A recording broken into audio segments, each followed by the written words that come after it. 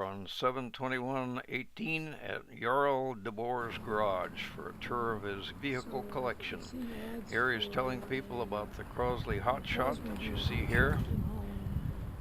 In the background is an MGTD replica.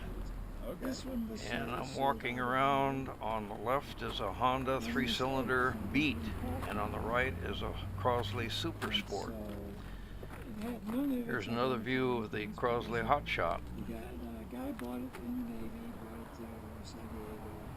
In the background, a little gray car is a modified Renault Dauphine, which is called a Kilowatt, and it's a battery-powered, lead-acid battery-powered all-electric vehicle.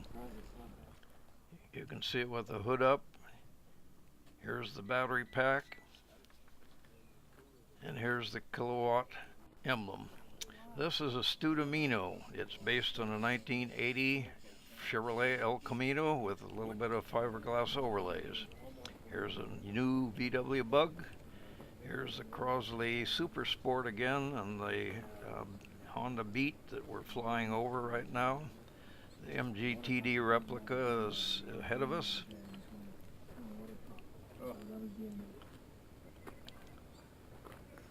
The green car is a 74 VW specially constructed beach car. And in the driveway is a Czechoslovakian 3-wheeler which has a canvas body that attaches to the tube frame.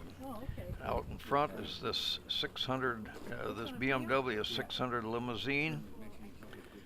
Here's the MGTD again, the beach car, and this is a Berkeley. It has a 2-cylinder air-cooled engine. Here's another view of the Berkeley. Here's a Jaguar XKE, 1964 model, Series 1 with a 4.1 liter engine. This is the Siata 750. It's a race car that Jarl has competed with in the past. We're going to start it up here in a few minutes. In the background is a 1980 Fiat 124 Spider. In the Fiat, they were 568 cc's, and these are about 750.